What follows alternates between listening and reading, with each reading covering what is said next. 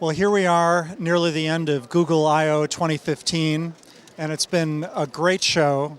I'm a game designer, and I've been focusing on games, and one of the things that I love about this show is that we go all the way back to the early 80s, and game here, Joust, that I was actually a tester on in 1982, all the way up to modern day when these games are still fun, but the new technologies and a lot of the stuff we're showing here at I/O is getting used in current games and future games that may even be of types and genres we haven't seen yet.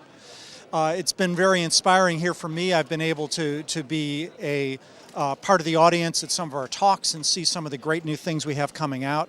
I'm particularly excited by how Google's at the forefront of VR at this point.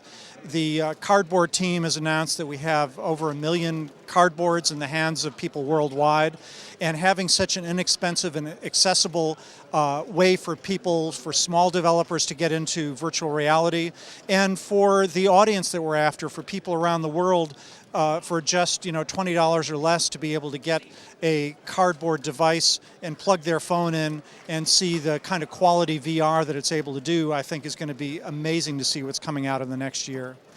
Meanwhile, we have things like our project Tango that is giving devices a human-scale understanding of their surroundings. It's going to be able to transform gameplay and give us new types of games we haven't seen before. And the Atap group has been announcing new technologies that allow different types of control for games, or anything that I think is just going to be revolutionary for the kinds of applications and games we can see.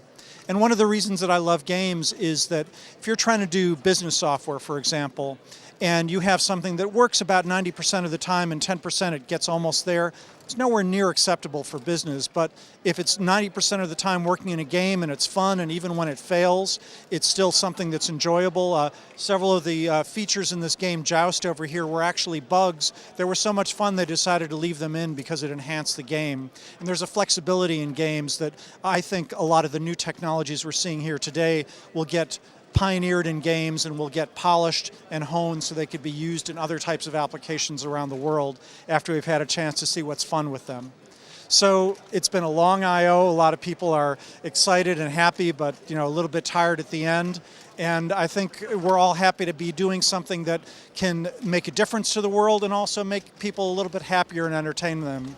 Because what's better than having a good time at the end of the day? Thanks, and have a good time at home too.